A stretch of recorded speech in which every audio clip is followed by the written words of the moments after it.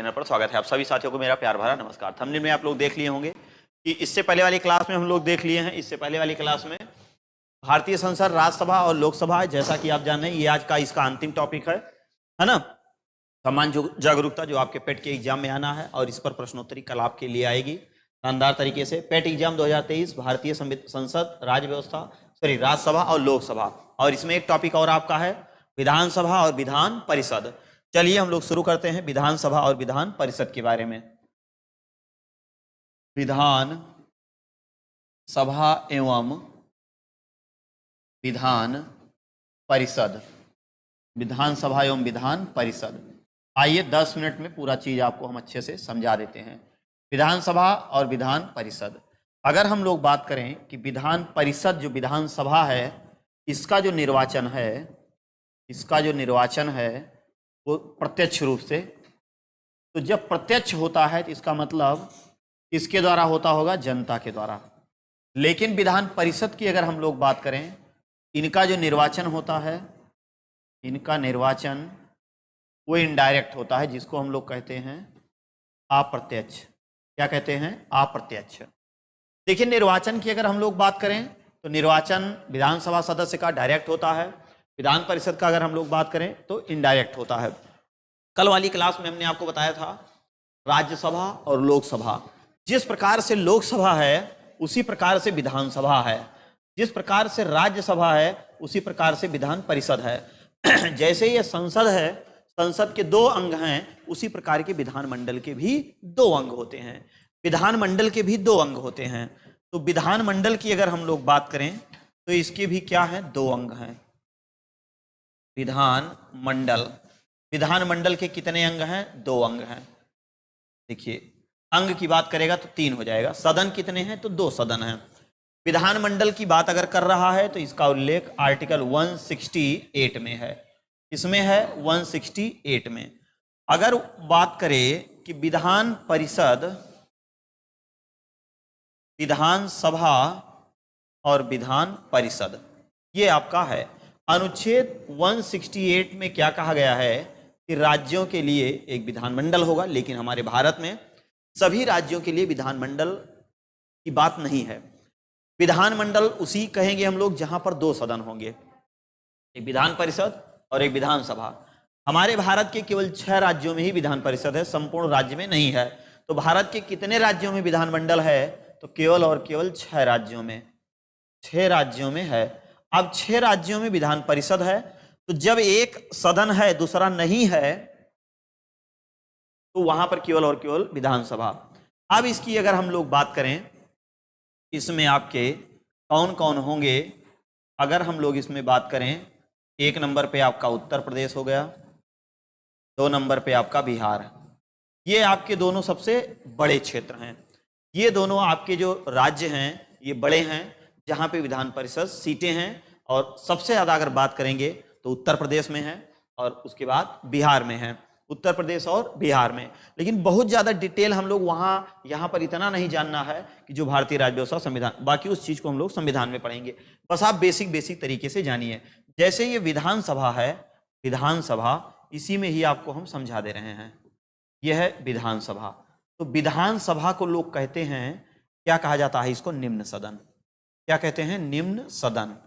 निम्न सदन।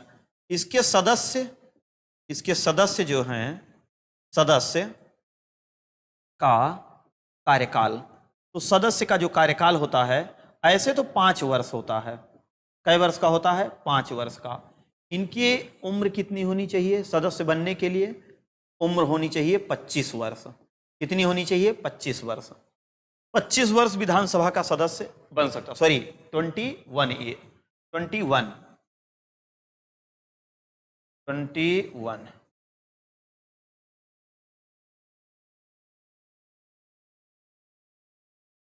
सॉरी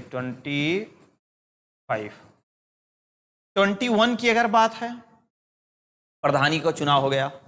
पंचायत का जो चुनाव होता है, पंचायत का, वो आपका 21 होता है। जैसा कि एक फिगर आप देखिए,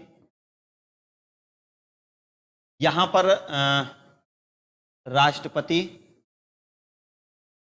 ये राष्ट्रपति, इस तरफ राज्यपाल, इस तरफ देख लीजिए, याद हो जाएगा। उसके बाद संसद, राज्य विधान मंडल। संसद में 2 सदन, राज्यसभा, विधानसभा, सॉरी लोकसभा, लोकसभा। यहां पर विधान परिषद, यहां पर विधानसभा। देखिए, राष्ट्रपति, राज्यपाल, चाहे राज्यपाल की बात करें चाहे राष्ट्रपति की बात करें, बनने के लिए कितनी उम्र होनी चाहिए? 35 वर्ष। 35 वर्ष। राज्यसभा और विधान परिषद सदस्य बनने के लिए, दोनों बनने के लिए कितनी होनी चाहिए? 25 वर्ष, सॉरी 30 वर्ष। 30 वर्ष। 30 वर्ष।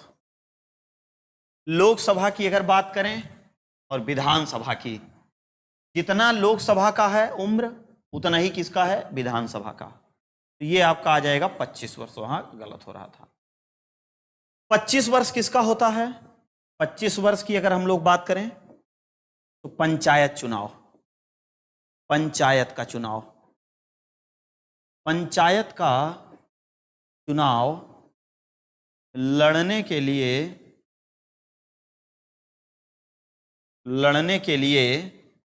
कितनी उम्र होनी चाहिए? 21 वर्ष। कितनी उम्र होनी चाहिए? 21 वर्ष। चुनाव लड़ने की उम्र कितनी होनी चाहिए? 21 वर्ष। केवल और केवल पंचायत। अब इस पंचायत में कौन कौन आ जाएगा? इसमें आपके आ जाएंगे ग्राम पंचायत और इसमें आ जाएंगे आपके नगर पंचायत। ग्राम पंचायत और नगर पंचायत। लेकिन अगर यहीं पर देखा जाए कि मतदान की उम्र क्या है, मतदान की उम्र कितना होना चाहिए? 18 वर्ष। कितना होना चाहिए? 18 वर्ष। पहले कितना था? तो पहले 21 वर्ष था, लेकिन इसको संशोधन करके घटा करके 18 वर्ष कर दिया गया है। तो आप यहां पर देख लिए कि राज्यसभा का जितना होता है उतना ही विधान परिषद का होता है, लोकसभा का जितना होता है उतना ही यहां पर विधानसभा का भी होता है, जितना इधर राष्ट्रपति का होता है उतना ही इधर राज्यपाल का। पंचायत का चुनाव लड़ने के लिए कितनी उम्र होनी चाहिए? तो 21 वर्ष होनी चाहिए, जिसमें ग्राम पंचायत और नगर पंचायत। तो जैसा कि आपने देखा कि यहां पर अगर हम लोग बात करें तो कितना हो जाएगा? 25 वर्ष हो जाएगा। अब इस तरफ अगर बात करें, सबसे बड़ी विधान परिषद कौन सी है? तो यूपी, और दूसरे नंबर पे आपका बिहार। कितने राज्यों में है? तो 6 राज्यों में। विधान परिषद की बात करें, ये विधान परिषद है, विधान परिषद, विधान परिषद। ये तो आप समझ गए कि जो विधानसभा है इसको हम लोग निम्न सदन कहते हैं। जो मंत्रि परिषद होता है वो किसके प्रति उत्तरदायी होती है? तो मंत्रि परिषद जो होती है वो विधानसभा के प्रति उत्तरदायी होती है। विधानसभा बनने के लिए, सदस्य बनने के लिए 25 वर्ष सीधे जनता के द्वारा इनका चुनाव होता है और जनता इसको चुन लेती है डायरेक्ट, जिसको क्या कहते हैं? एमएलए कहते हैं। MLA, MLA, MLA. और इनको क्या कहते हैं? एमएलसी। इनको क्या कहते हैं? MLC, MLC, member of legislative council. इनको आप क्या कहते हैं? MLA, member of legislative assembly. तो विधान परिषद सदस्य को MLA कहते हैं और उनको MLC कहते हैं। वहां पर MP दोनों लोग को कहते हैं, उनको भी MP कहते हैं, उनको भी MP कहते हैं, है ना, मेंबर ऑफ पार्लियामेंट। ये निम्न सदन सदस्य का कार्यकाल 5 वर्ष का होता है। 25 वर्ष 25 वर्ष बनने के लिए जनता के द्वारा सीधे क्या होता है? इनका निर्वाचन होता है, ये चुने जाते हैं। विधान परिषद की अगर हम लोग बात करें तो विधान परिषद का चुनाव कैसे होता है, इस चीज को आपको बहुत ध्यान से देखना है। सबसे पहले तो ये जान लीजिए कि इसका जो विधान परिषद है इसका कार्यकाल कितना होता है। तो इसका कार्यकाल भैया अस्थायी होता है। क्या होता है? अस्थायी होता है। लेकिन विधान परिषद के सदस्यों का कार्यकाल की अगर हम बात करें, सदस्यों का कार्यकाल तो कितने वर्ष का होता है? तो 6 वर्ष का होता है। कितने वर्ष का? 6 वर्ष का। प्रत्येक 2-2 वर्ष बाद, प्रत्येक 2-2 वर्ष बाद क्या होते हैं? 1/3 सदस्य क्या होते हैं? रिटायर हो जाते हैं। मतलब जिनका कार्यकाल 6 वर्ष का हो जाता है वो रिटायर हो जाते हैं। इनका चुनाव कैसे होता है, ये थोड़ा सा कठिन प्रश्न है, ये बेसिक चीज नहीं है, ये थोड़ा सा कठिन प्रश्न है, इसको आप जो है देख लीजिए। इसको यहां तक हमने बताया, उसके बाद हम आपको इसका बता दिए किसका कितनी उम्र है, इसके बारे में अच्छे से समझा दिए।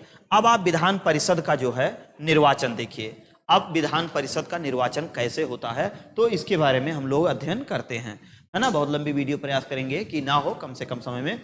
ये सबसे कठिन है, ये सबसे कठिन है और बहुत आसानी से हम आपको समझा रहे हैं। देखिए एकदम ध्यान से आप देखिए, आपको भी क्लियर हो जाएगा। देखिए विधान परिषद, विधान परिषद के सदस्यों का निर्वाचन, के सदस्यों का निर्वाचन, विधान परिषद सदस्यों का निर्वाचन, विधान परिषद के सदस्यों का निर्वाचन कैसे होता है, थोड़ा सा इसको आप ध्यान से देख लीजिए।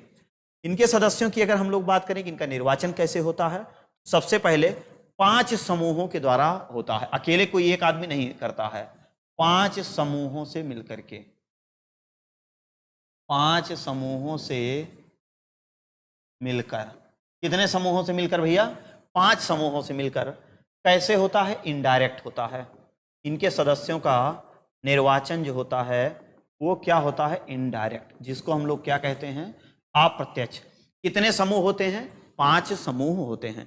कौन कौन लोग होते हैं, मतलब कि जनता किसी को चुनती है, फिर जो जनता के प्रतिनिधि होते हैं वो प्रतिनिधि इनको क्या करते हैं, चुनते हैं।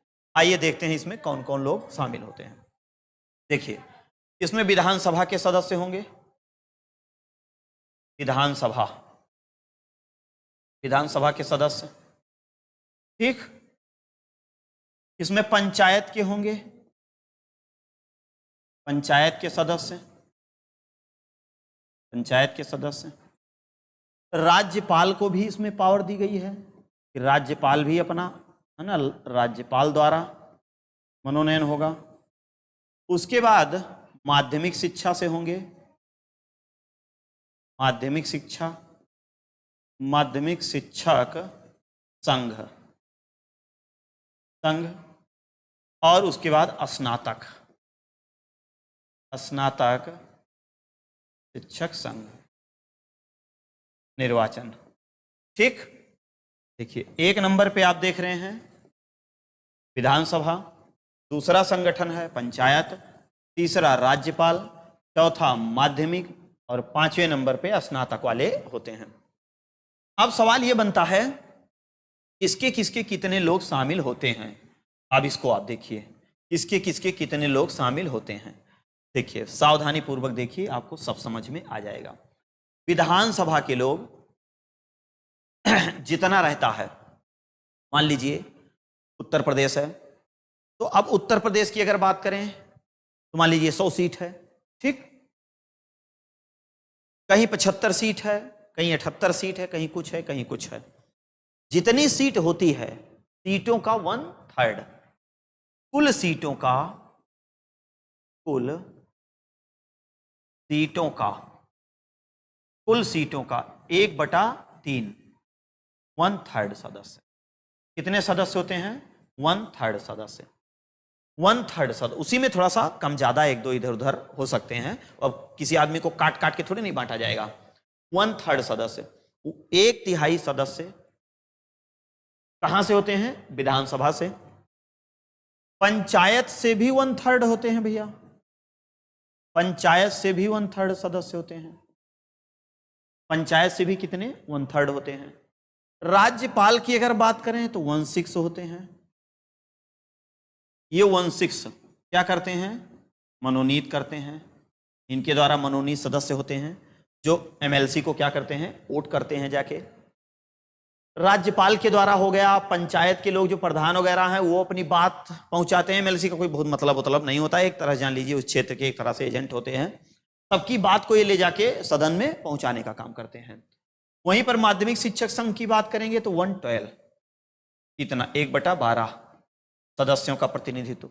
इनका भी क्या रहता है, 1/12 सदस्यों का, 1/12 सदस्यों का, 1/12 सदस्यों का। मतलब कि कुल सदस्यों का 12वां हिस्सा। माध्यमिक शिक्षा के लोग, जो शिक्षक लोग होते हैं, उनका एक अपना संगठन होता है, ताकि मास्टरों की बात भी तो मंत्रालय तक पहुंचनी चाहिए। अब भैया स्नातक वाले को कौन लेके जाएगा, तो उनके लिए भी एक संघ बना दिया गया है। तो ये पांच समूह मिल करके क्या बनाते हैं, विधान परिषद सदस्य। विधान परिषद सदस्य क्या करते हैं, निर्वाचित करते